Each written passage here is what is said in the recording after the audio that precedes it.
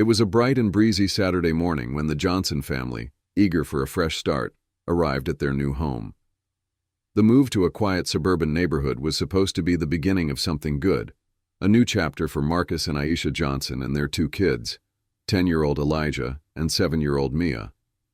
They had recently sold their old house, packed up their lives, and were now about to take their place in the peaceful community of Maple Hollow, a neighborhood nestled in a quiet corner of the city.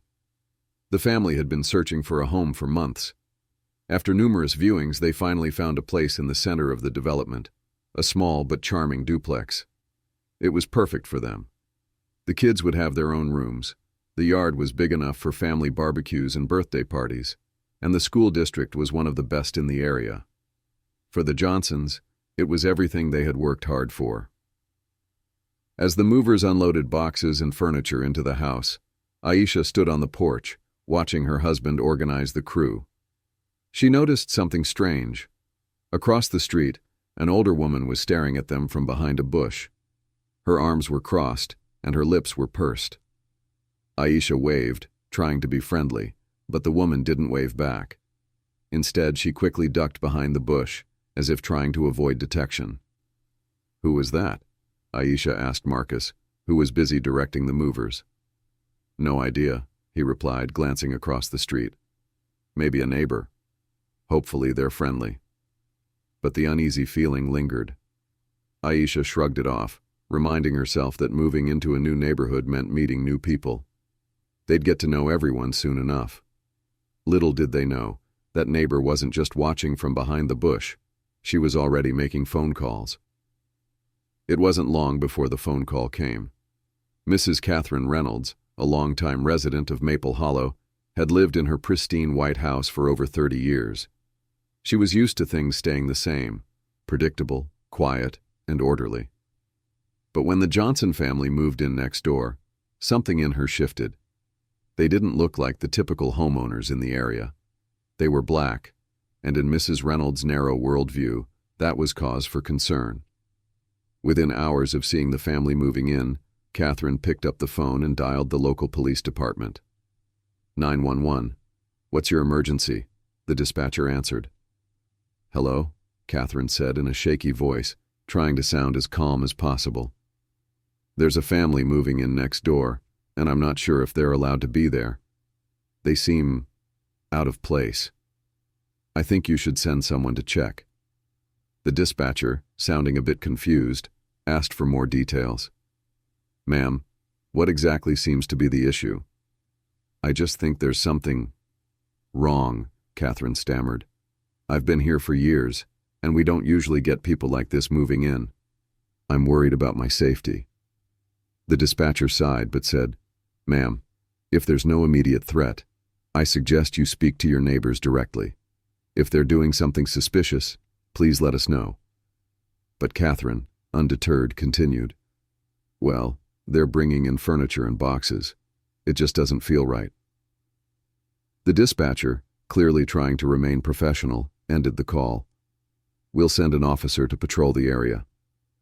Catherine hung up the phone with a sense of satisfaction, thinking that she had done her part in keeping her neighborhood safe. The following day, Catherine's suspicion grew. She watched from her front window as the Johnson family unpacked and set up their new home. The wife, Aisha, was planting flowers in the front yard, while Marcus set up a swing set for the kids. Elijah and Mia were laughing, running around in the grass. But all Catherine could see was their presence. She couldn't get over it. Their presence disturbed her. They didn't belong here. So, she did what she thought was best. She dialed the police again. 911. "What's your emergency?" "I think they're selling something in the front yard." Catherine's voice was higher this time, tinged with more urgency. "The new family. They're acting suspicious. I don't know what they're doing, but it doesn't look right." The dispatcher, now familiar with Catherine's voice, gave a long pause before responding. "Ma'am, if there's no criminal activity or disturbance, we can't send an officer for that. Please contact us if something happens, but otherwise we cannot investigate." Catherine was irritated but ended the call. She decided she would go and speak to the family directly. Perhaps she could get them to leave peacefully before they caused any more trouble. The next morning, Catherine marched over to the Johnson family's house. She had her best concerned neighbor smile on, though she couldn't hide the tension in her shoulders. She rang the doorbell, her hand shaking slightly. After a moment, Aisha answered, smiling warmly. "Hello? How can I help you?" Aisha greeted politely. Catherine cleared her throat and tried to keep her voice steady. "I'm Catherine. I live across the street. I just wanted to come by and... Well, I've noticed you've been moving in and I just wanted to make sure everything was... okay." Aisha raised an eyebrow, a little confused. "Everything's fine, thank you. We're just getting settled in." Catherine, trying to sound casual, asked, "Are you renting or did you buy the property? I just want to make sure everything's in order." Aisha smiled again. "Actually, we bought the whole complex. We're now the new landlords." Catherine froze. Her face drained of color as she processed what Aisha just said. She stared at Aisha for a moment, trying to recover her composure. "You... what?" "We own the entire property," Aisha repeated, her voice calm but firm. "My husband Marcus and I made the purchase a few weeks ago. You're now renting from us, Mrs. Reynolds." Aisha's words hung in the air like a thick fog. Catherine's mouth went dry. She had no idea what to say. The realization hit her like a punch to the gut. The family she had been so quick to judge, so quick to call the police on, were her new landlords. They now controlled the very place she had called home for decades. Catherine's mind raced. She had always prided herself on knowing everyone in the neighborhood. She had lived in Maple Hollow for over 30 years, watching it grow and change. But now she realized she had missed something important. She had judged the Johnsons based on nothing more than their skin color, and it had cost her dearly. The next few days were tense. Catherine avoided eye contact with the Johnsons whenever she saw them. She couldn't shake the shame of what she had done. But Aisha and Marcus remained gracious and professional, understanding that they were in charge of the property, but still trying to foster a peaceful atmosphere. Catherine's suspicions had driven her to call the police twice, only to have it backfire when she learned that the very family she had tried to force out was now her landlord. And now, as she watched the Johnsons work tirelessly to improve the property, she couldn't help but feel the weight of her mistakes. The days following the revelation were a strange mix of tension and quiet reflection for Catherine. She couldn't bring herself to face the Johnsons, but they were everywhere. As new landlords, they started making changes to the neighborhood, implementing improvements that Catherine, once so critical of them, couldn't deny were necessary. The first change was the landscaping.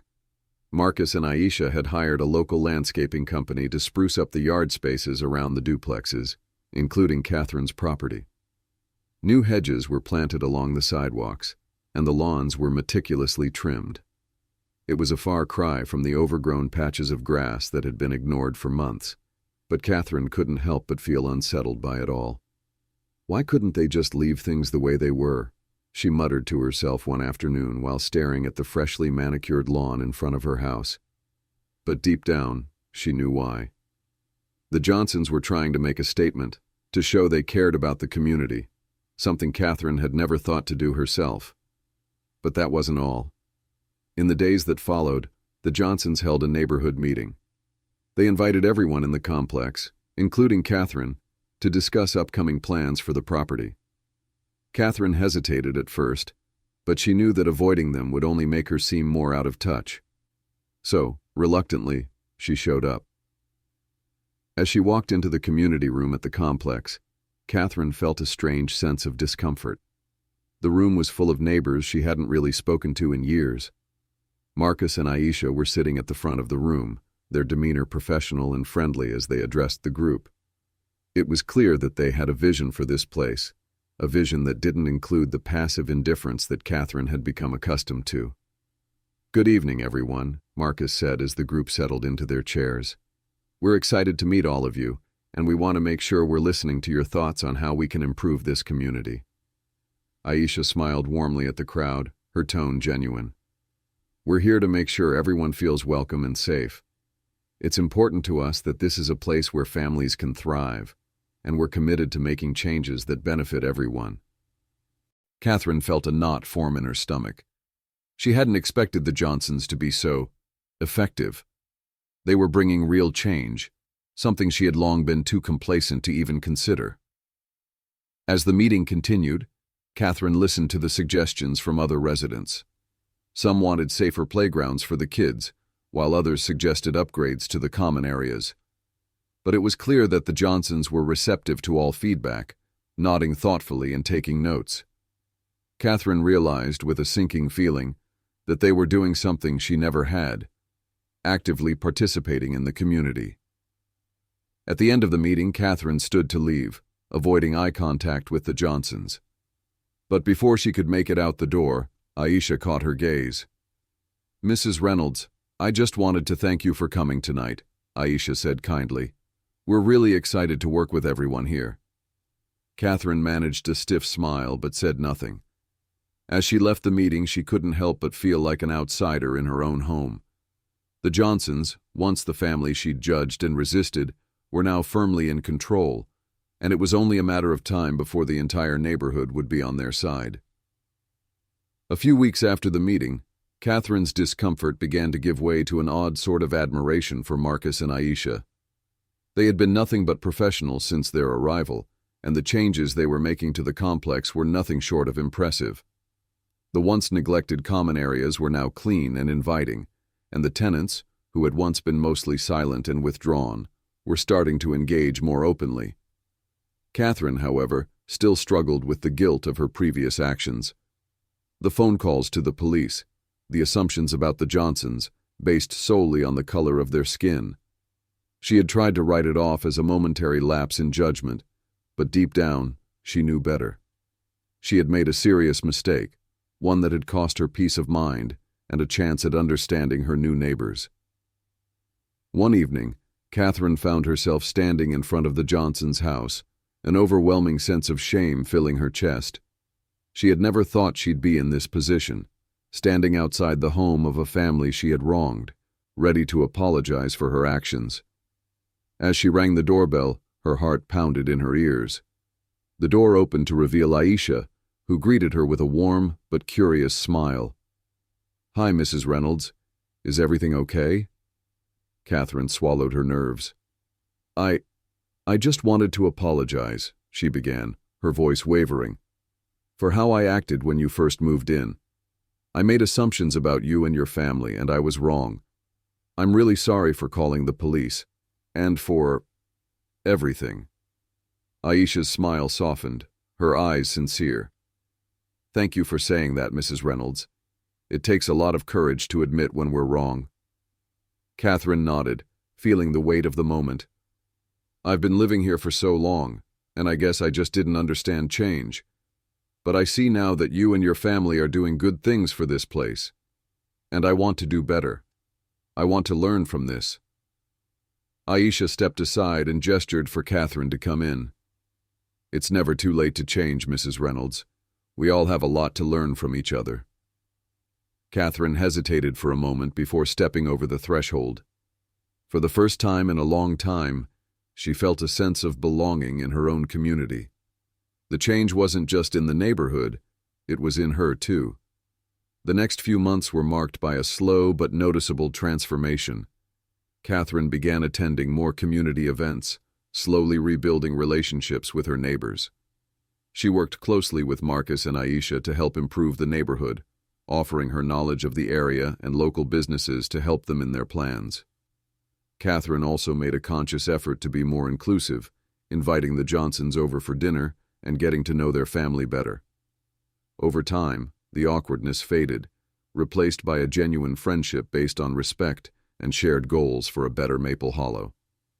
By the end of the year, Catherine had fully accepted that the world around her was changing, and that change wasn't something to fear. It was something to embrace. And as for the Johnsons, they didn't just change the neighborhood, they had changed her life. As the sun set on Maple Hollow, Catherine stood on her porch, watching the children from the neighborhood play in the yard. The laughter that filled the air no longer felt foreign to her. It felt like home. In the distance, Marcus and Aisha were standing by the new community garden they'd started, chatting with a few of the neighbors. Catherine smiled, knowing that in the end it was their strength, their perseverance, and their willingness to lead that had made all the difference. She had learned a valuable lesson: the power of change, the importance of second chances, and above all, the need to see people for who they truly were, not for the assumptions made about them. And as she watched the sun dip below the horizon, Catherine knew that, despite everything, she had witnessed the best kind of transformation, the one that started within herself.